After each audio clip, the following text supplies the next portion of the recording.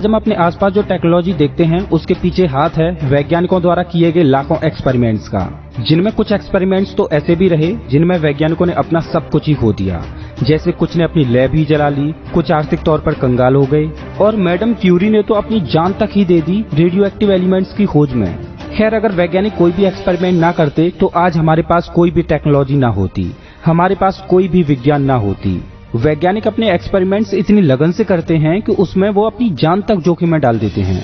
एक बार तो एक फिजिसिस्ट एंड्रियास वाल ने पानी में खड़े होकर खुद को ही एसॉल्ट राइफल से शूट किया, सिर्फ ये साबित करने के लिए कि वाटर मॉलिक्यूल्स की डेंसिटी इतनी ज्यादा होती है कि बुलेट उन तक पहुंच ही ना पाए।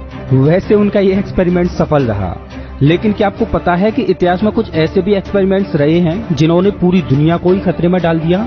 अगर उनमें से किसी एक एक्सपेरिमेंट में भी छोटी सी गड़बड़ हो जाती तो आज धरती पर जीवन का नामो निशान भी नहीं बचता। तो चलिए जानते हैं उन खतरनाक एक्सपेरिमेंट्स के बारे में जिनसे दुनिया लगभग खत्म होते होते बची, और हमें शुक्र मनाना चाहिए कि ऐसी कोई भी दुर्घटना नहीं घटी। Starfish prime experiment.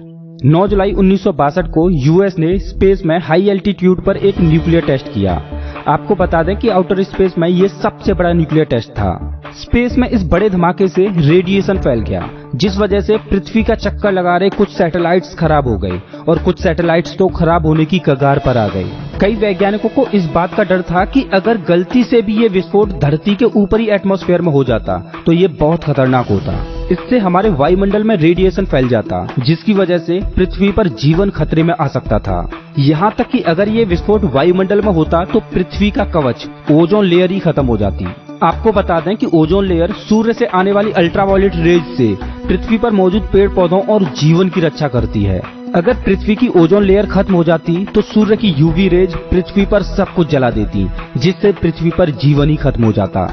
Kola super deep borehole. 1970 में सोवियत यूनियन के वैज्ञानिकों ने पृथ्वी की गहराई में छिपे रहस्यों को जानने के लिए इसकी गहराई तक गड्ढा खोदने की सोची। वैज्ञानिकों ने इस गड्ढे में 24 सालों तक खुदाई की और 1994 में इस खुदाई को रोकना पड़ा। दरअसल इस गड्ढे को खोदते खोदते वैज्ञानिक पृथ्वी की गहराई में 12 किलोमीटर तक जा चुके थे और वहां तापमान 180 डिग्री सेल्सियस तक पहुंच गया था। खुदाई रोकने का कारण था कि कहीं ऐसा न हो कि और ज्यादा खोदने पर पृथ्वी का संतुलन ही बिगड़ जाए और भयंकर भूकंप आने लगे जो सब कुछ ही नष्ट कर दे। दूसरा कारण खुदाई रोकने का ये भी था कि खुदाई के औजार इतने तापमान पर खुदाई ही नहीं कर पा रहे थे। अगर वो इससे और ज्यादा गहरे जाते तो वो खुद ही पिघल जाते। वैसे ये इंसानों द्वारा खोदा गया अब तक का सबसे गहरा गड्ढा बना। Trinity Test. वैज्ञानिकों ने पहला न्यूक्लियर बॉम्ब बनाया था जिसको टेस्ट किया जाना था, लेकिन टेस्ट से पहले ही वैज्ञानिक काफी डरे हुए थे। कारण था कि कहीं एटॉमिक बॉम्ब हमारे वायुमंडल में मौजूद नाइट्रोजन गैस के न्यूक्लियस के साथ फ्यूज होकर कहीं चेन रिएक्शन न बना ले। अगर ऐसा होता तो ये बॉम्ब इंसानियत को ही पूरी दुनिया से मिटा सकता था और इसी वजह से ये प्रोजेक्ट डिले होता रहा।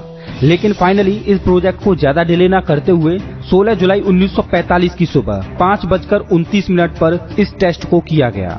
इस टेस्ट में कोई चेन रिएक्शन तो नहीं हुआ, लेकिन इस धमाके ने आसपास के एरिया को दिन की तरह रोशन कर दिया। करीबी इलाकों में बहुत ज्यादा गर्मी फैल गई। इसकी शॉक वेव को 150 किलोमीटर दूर तक अनुभव किया गया और इसका मशरूम क्लाउड आसमान में 12 किलोमीटर तक ऊपर बन गया। The large hadron collider. Large hadron collider Switzerland में मौजूद एक पार्टिकल एक्सेलरेटर है। इस हैड्रॉन कोलाइडर में दो पार्टिकल्स को लाइट की स्पीड के 99% तक एक्सेलरेट करा के उनमें आपस में टक्कर कराई जाती है, जिससे विभिन्न प्रकार के पार्टिकल्स निकलते हैं जिनका वैज्ञानिक अध्ययन करते हैं। लेकिन जब इस एक्सपेरिमेंट को पहली बार किया जाना था तब वैज्ञानिकों के मन में एक डर था। उनका डर ये था कि अगर इतनी ऊर्जा से ये दो पार्टिकल्स आपस में टकराए और इस टक्कर से कहीं कोई माइक्रो ब्लैक होल न बन जाए और ये माइक्रो ब्लैक होल आसपास की चीजों को खाते हुए बड़ा न बन जाए और पृथ्वी को ही खा जाए।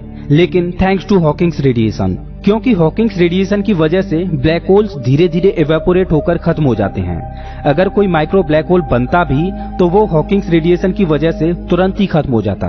ऑपरेशन सिरस। 1940 में यूनाइटेड स्टेट्स ने एक हरिकेन के पाथ को डाइवर्ट करने की योजना बनाई। वैज्ञानिकों ने हरिकेन को ड्राई आइस से सीड किया। उनको लगा था कि ऐसा करने से हरिकेन में मौजूद सुपर कोल्ड वाटर फ्रीज हो जाएगा और तूफान धीमा पड़ जाएगा। लेकिन इसके उलट तूफान ने अपनी दिशा बदलते हुए एक ऐसी मूव ली जिसने एक पूरे शहर को ही चपेट में ले लिया, जिस वजह से काफी जान और माल का खामियाजा भुगतना पड़ा। इस एक्सपेरिमेंट की वजह से यूनाइटेड स्टेट्स को $200 मिलियन का खामियाजा भुगतना पड़ा था। SETI यानी कि search for extra terrestrial intelligence. हमारे मन में एक सवाल उठता है कि क्या इस ब्रह्मांड में हम अकेले हैं या फिर क्या इस ब्रह्मांड में हम जैसी ही कोई एलियन सभ्यता मौजूद है। ऐसे ही सवालों के जवाब ढूंढने के लिए SETI का गठन किया गया। SETI एक ऐसी ऑर्गेनाइजेशन है जो अंतरिक्ष से आने वाले छोटे से छोटे सिग्नल को डिटेक्ट करती है। SETI ने एक बार एलियंस की खोज में अंतरिक्ष में कुछ सिग्नल्स भेजे। SETI के वैज्ञानिकों का मानना था कि अगर अंतरिक्ष में कहीं कोई इंटेलिजेंट एलियन सभ्यता है तो वो इन सिग्नल्स को रिसीव करेगी और वो हमें रिप्लाई बैक करेगी। लेकिन कुछ वैज्ञानिक, जिनमें स्टीफन हॉकिंग भी एक थे, उनका मानना था कि अंतरिक्ष में हमें सिग्नल नहीं भेजने चाहिए, क्योंकि बाई चांस अगर हमारे सिग्नल्स को कोई ऐसी एलियन सभ्यता रिसीव करती है जो हमसे कई गुना एडवांस हो, और अगर वो एलियन सभ्यता हमारी पृथ्वी पर आ गई तो इस बात की क्या गारंटी है कि वो हमसे दोस्ती ही करेगी, हम पर अटैक नहीं। हमने इतिहास में देखा है कि जितनी भी सिविलाइजेशन रही हैं, उन्होंने अपने से कमजोर सिविलाइजेशन पर राज ही किया है, उनका शोषण ही किया है। वैज्ञानिकों को डर था कि कहीं एलियन हमारे साथ ऐसा ना करें। खैर, शुक्र है कि अभी तक कोई भी एक्सपेरिमेंट हम पर उल्टा नहीं पड़ा। हम उम्मीद करते हैं कि हमारे वैज्ञानिक इसी तरह से एक्सपेरिमेंट करते रहें और हमारी साइंस को डेवलप करते रहें। वैसे दोस्तों, आप हमारा वीडियो कौन से शहर से देख रहे हो, प्लीज कमेंट करके हमें जरूर बताएं। अगर आपको ये वीडियो अच्छा लगा हो तो लाइक करें और ऐसे ही मजेदार वीडियोज के लिए चैनल को सब्सक्राइब करें, साथ ही बेल आइकॉन दबाएं।